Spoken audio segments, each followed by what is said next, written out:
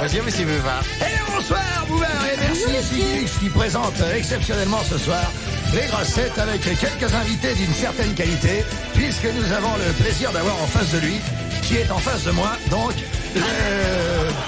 le célèbre imitateur de la télévision, Marcel Bouvard. Et vous applaudissez bien fort.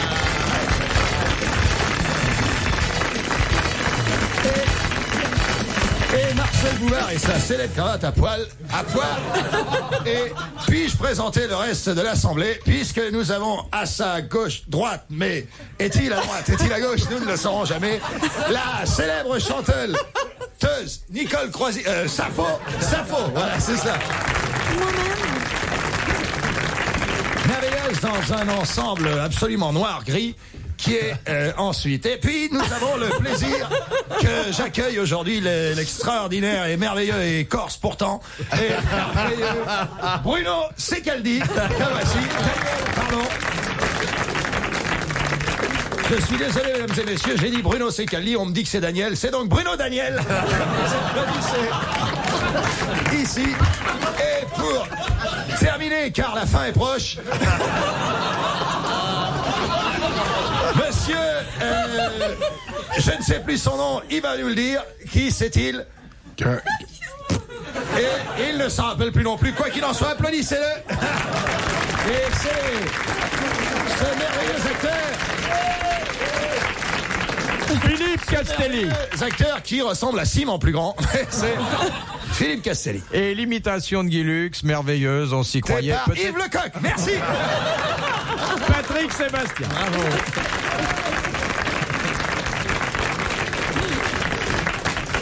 Il va mieux, Guy Lux, depuis quelques temps. Il est bien aujourd'hui. Est-ce que ça l'amuse, Guy Lux, quand il vous entend? Énormément, je suis très ami avec lui. C'est lui qui m'a fait faire ma première télé, quand même. Il a fait faire la première télé à Il n'a pas essayé de vous faire la dernière? En même temps. Il a fait faire des premières télés à beaucoup de gens. Moi, j'adore. Mais c'est vrai qu'il se plante de plus en plus. C'est une horreur. Hein. Ouais, mais il fait des phrases trop longues. Hein. Oui, c'est peut-être ça. Oh, bah... Eh bien, bonsoir. C'est pas très long. Mais il a un bon ton, je trouve. Ouais. Hein. Puis il a des fiches.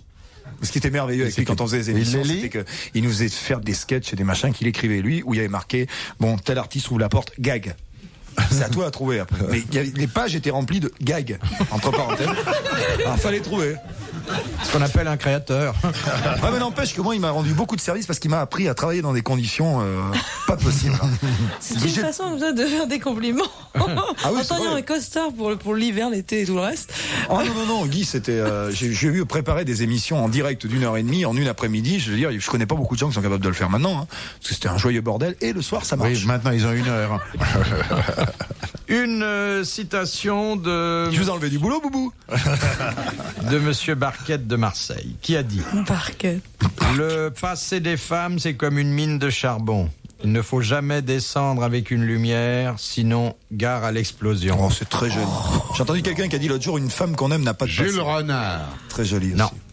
C'est moderne, ça. Enfin, c'est un homme du 19e. Alors, Du 19e. Qu'est-ce que vous dites qu'il ne faut pas descendre dans la mine? C'est pas Bachelet? C'est une explosion. Il faut pas. Il est connu. C'est Balzac, non? Non. Victor Hugo. Non, il est très connu. Dumas. Oui, Alexandre Dumas. Bonne réponse. Bravo. Le papa.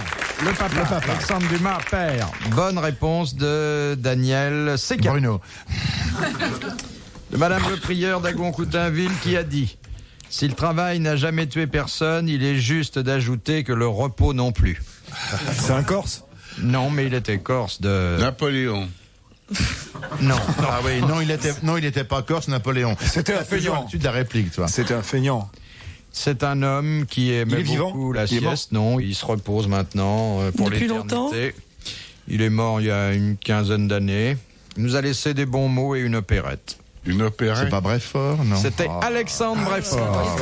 Bonne réponse de Daniel Castelli. Merci. Je m'en vais, attention. J'ai dit Daniel Castelli. Oui. Eh bien, je répète. Je trouve que ça vous va bien. Vous pouvez essuyer vos lunettes, s'il vous plaît. Philippe Secaldi et Daniel Castelli. Et Daniel Cassé. Et un petit café. Merci. On va se vexer tous les deux, surtout moi. De Monsieur Choc d'Amsterdam. D'Amsterdam. Mais pourquoi ils nous écrivent d'Amsterdam? Son prénom, Et ça alors me fait un. Mais pourquoi il n'écrirait pas d'Amsterdam? On est entendu dans l'Europe Moi, parce qu'il y a des entière. marins qui payent sur les femmes, c'est ce port-là où il y a les... On est entendu dans l'Europe entière. Oui. Moscou avec plus de difficultés, mais ils aiment. Hein. En Pologne, oui, c'est traduit. Et maintenant, grâce à la FM, on est entendu dans le sud-ouest. Ah ouais? Oui. Chez moi? Oui. À Brive? Oui. Ils entendent les grosses têtes à Brive? Alors, la question qui vient d'Amsterdam, qui appelle-t-on les macrobites dans la Bible? Non, c'est pas ça. Non, Philippe, c'est pas ça. Ce sont des prêtres. Hein. Non. C'est des anachorètes. Ce sont des gens. Oui. Ce sont des castrés. Ça doit être un peuple Ils quelconque, sont une grands. tribu. Ils ont quelque chose de grand. Et c'est pas ce qu'on pense. Hein. Enfin, c'est pas Non. ce que pense. Non, C'est pas les apôtres quand même. Ce serait trop beau que Ah oui, ça serait trop facile. ça ait fonctionné. Oui, mais ils ont quelque chose de grand. C'est un mot français, ça, les macrobites? Macro, ça vient du grec. Ah oui, Ou c'est de la poissonnerie. Ou de la poissonnerie. Oui, la poissonnerie. Non mais, macro, c'est grand. Pigalle. C'est grand. C'est Corse aussi, des fois. Ceux qui ont le grand bite. Non mais c'est grand, macro. Répondez-moi, Philippe. Bah oui. Macro, bon, j'aime bien comme vous faites un baiser de loin. De près aussi. C'est des gens, c'est des messieurs, ça.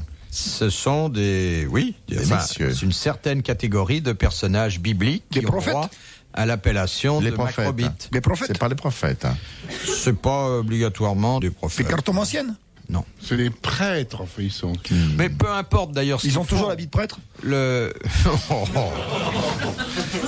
Ça n'a rien à voir avec leur rôle, leur action. C'est une autre caractéristique qui leur vaut l'appellation de macrobite. Leur fonction, non Non. Non, ils jeûnent, ils c'est un jeûnent. pays d'une région de. Ils jeûnent. Non. Et là, Non, mais ce sont des saints ou ce ne sont pas des saints. C'est un Non. truc comme ça, non?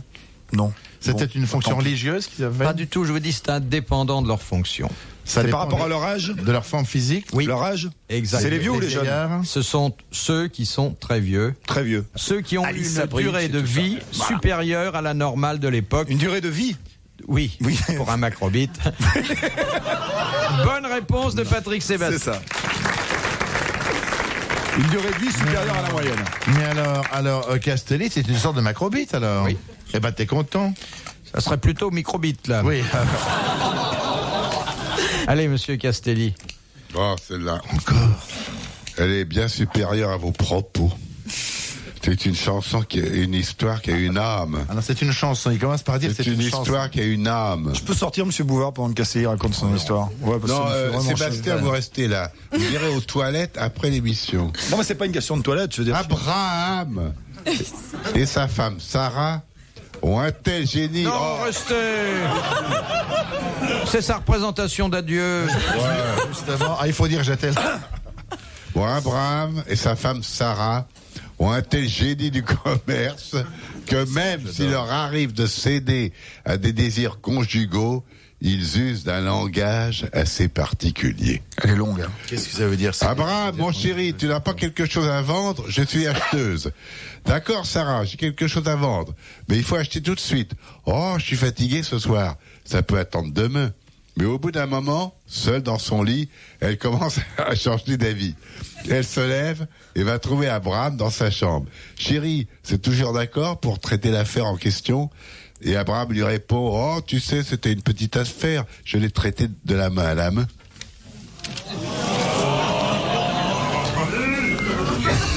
C'est du porno Il commercial. y a eu un sifflet à gauche, Non, il là. n'y a pas eu un sifflet, il y a eu plusieurs sifflets. Il y a un quart d'américain aujourd'hui. Les grosses têtes dans la nuit des temps sur RTL de 4h à 4h30.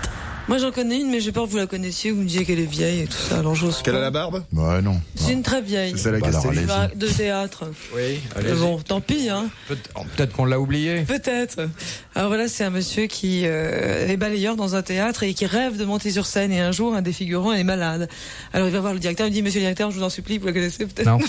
Je vous en supplie, je veux monter sur scène.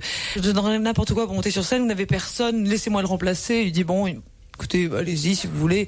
C'est très simple, vous mettez le costume là, puis vous prenez votre hallebarde. Et puis, lorsque la demoiselle... Je la connais pas. Lorsque la jeune première soulève le chandelier et s'en va, vous rentrez avec votre hallebarde et vous dites « et voilà ». Et il dit bon, très bien, alors il répète chez lui, etc. Bon, il s'habille, il se concentre, il est là, il est mort de trac. Ah, la jeune fille, tu la connais? Non, oui. je le hais, je le méprise. Non, mais c'est pas ça que je regarde. Vas-y, continue. J'ai compris ce que tu voulais me dire. Ils sont dégoûtants. Mais bon, non. bref, donc le monsieur en question est avec sa hallebarde, il tremble, il a la hallebarde qui tremble. Jouez-nous le tremblement. Fais le tremblement. Jouez-nous le tremblement. Fort, fort, fort. Vous avez une hallebarde pour madame? Justement. Je peux lui donner la Non, mienne. non, ah non. Alors, Donc il est là avec sa hallebarde et la jeune fille s'en va avec le chandelier. Il est là, il tremble, il rentre et il dit « Et voilà !» Tout le monde se met à rire dans la salle. La pièce s'écroule, c'est une tragédie, c'est l'horreur. Le directeur est atterré, enfin c'est une catastrophe. Il va voir le directeur, il dit écoutez, monsieur le directeur, c'est la première fois de ma vie que vous ne pouvez pas me refuser ça. Je veux remonter sur scène. Je vous jure que cette fois-ci, c'était un accident. Je ne recommencerai plus. Il dit bon, le directeur regarde, il dit bon, si vous voulez, alors je vous en prie, pas de bêtises parce que alors là vraiment le spectacle s'écroule. Le lendemain, même jeu. Non, mais je vais lui faire parce que je sens qu'il va être frustré sinon. Voilà, je mets mes lolos par-dessus la barrière. Bon. Alors, donc c'est pas de ça qu'il s'agit. Le monsieur en On question. aimerait être vache pour écouter. Bon, c'est fait, là, c'est exorcisé. Bon. Alors, le balayeur déguisé en comédien. Mais c'est vraiment n'importe quoi. Bon. ah non, c'est pas n'importe quoi. Non. Si ça fait ce bruit-là à cette hauteur-là, c'est pas n'importe quoi. C'est que c'est Et on conséquent. dit Regarde, que... toi, on dit rien, toi. Continue. Laisse-la finir. Continuez, Alors. ma chérie. Faites traîner. L'histoire, bien sûr. Alors, Grossier personnage, Castelli. Enfin, Castelli. non, si vous m'interrompez tout le temps, c'est pas possible. Justement, vous en aurez plus vite fini ici. Voilà. Bref. Il est quelle heure? On ne se lasse pas, nous. Alors, donc, vous êtes charmant. Ils sont odieux. Faites des gestes. Alors, ce monsieur qui veut être comédien, donc, est derrière le rideau. Il attend le moment. Ça y est, c'est le moment. La jeune première prend le chandelier. Je dis bien le chandelier et pas J'ai autre l'impression qu'elle a commencé hier. chose. Bon, alors. Bon, alors. C'est comme ça, je la finis pas. Ah, si, faut nous finir. Oh, finissez-nous, là. Oh, elle peut aller jusqu'à la fin de la semaine. Hein. Ah, fini là. Je sais pas si je dois finir. Ah, si, on n'en peut plus. Emmerdeuse complète. Et donc, ce monsieur, au même moment, Attendez, le monsieur voulait dire le balayeur. le balayeur en Qui n'est question. plus balayeur puisqu'il est comédien. Voilà, le balayeur comédien, déguisé avec sa hallebarde et tout, il est maquillé, il a tout fait. C'est très rare un balayeur avec une hallebarde. Ah, ouais, c'est vrai. Hein. Surtout c'est pas pratique pour balayer. Se déguiser avec une hallebarde, c'est très difficile. C'est très Il était difficile. très mince. C'est Voilà, dangereux. Hein. c'est pas grave, oui, Vous croyez que c'est à Paris où cette histoire se Moi, déroule? Non, c'est en province. J'ai jamais entendu l'expression il tombe des balais. Mais il Non, mais tombe moi, des balais. Je Vas-y. n'y tiens pas. Non, mais c'est... Si, vas-y, finis-le. Maintenant, on est à le temps. Hein. Fini là. Donc, ce comédien, cet apprenti comédien, monte sur scène après avoir répété et voilà.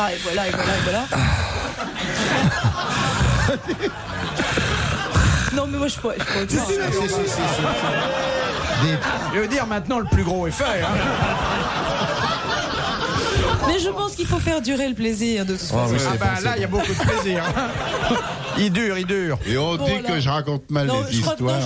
je suis très embêtée là, vraiment. Vas-y, C'est très difficile de finir cette histoire. Bah vas-y, ma mère. On sent que vous avez du mal à la terminer avec ça. Oui, Vous avez oublié la chute. oui, il y a des gens qui sont des peines à jouer. Ah, Bon, oui. bref. Vas-y, Alors, donc, ce monsieur est là. Pourquoi vous dites ce monsieur? Pourquoi pas donner sa profession? Au secours!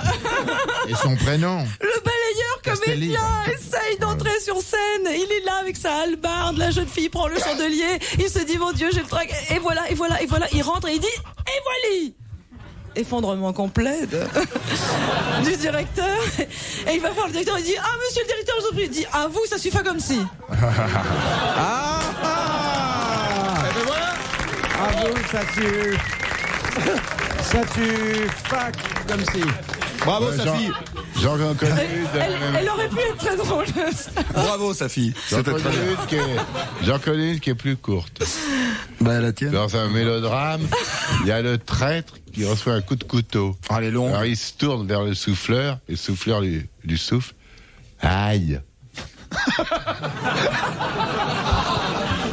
Moi, j'adore, moi, ça. Dans le genre bête, j'ai jamais rien entendu de pire.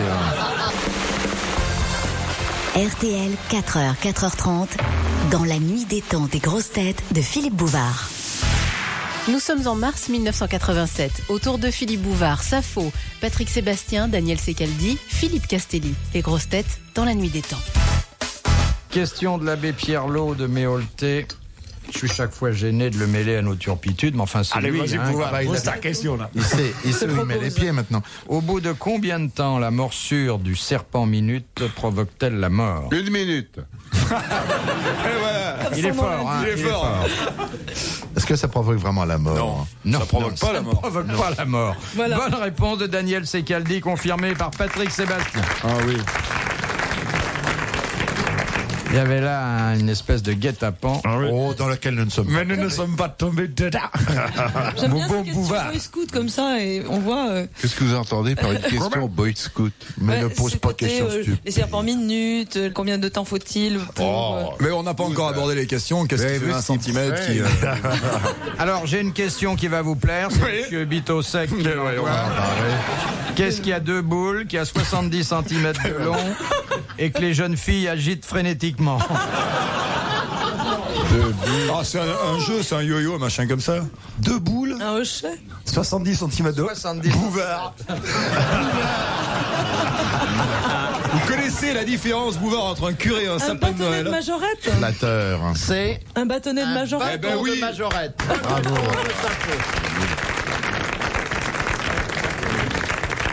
Justement, Bouvard, trouvé de réponse. la différence entre un curé et un sapin de Noël, il n'y en a aucune, les boules, c'est pour le décor.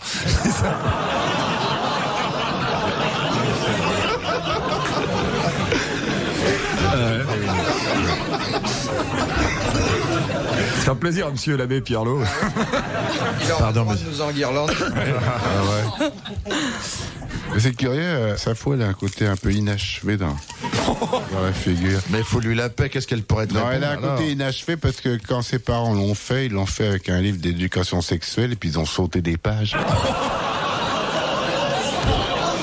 Mais je croyais que j'étais vulgaire, j'aurais jamais osé le dire, moi, ça. Il ne recule devant rien, alors enfin moi. Si, devant ses Oh, si, camarades. devant les CRS. À propos de boules, j'en connais une. Ah bon? Vous en connaissez une? Petite.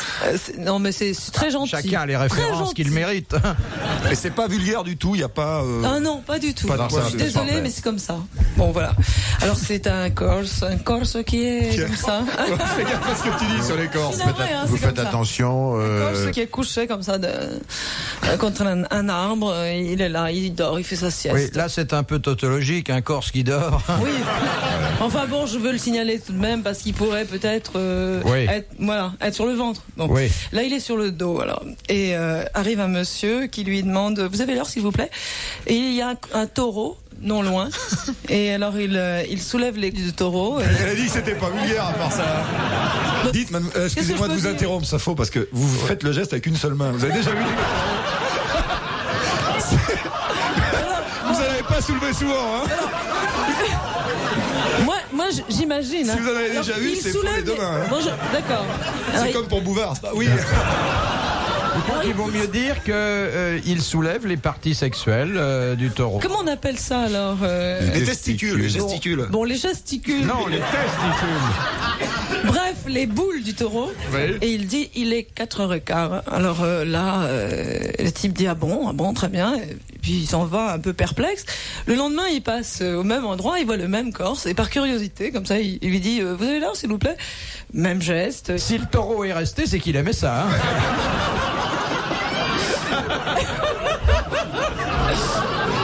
Absolument. Et alors, il lui dit, il est 5h30. Alors là, il se dit... C'est pas la même heure déjà. Non, il est passé plus tard. Il se dit, demain, je viens avec une montre parce que je veux comprendre. Alors le lendemain, disons vers un peu plus tard, vous avez l'heure, s'il vous plaît. Alors il soulève, alors là, tout ce qu'il peut, le truc, l'entrejambe du taureau. Ah, l'entrejambe. Non, pourquoi pas. Hein, bon.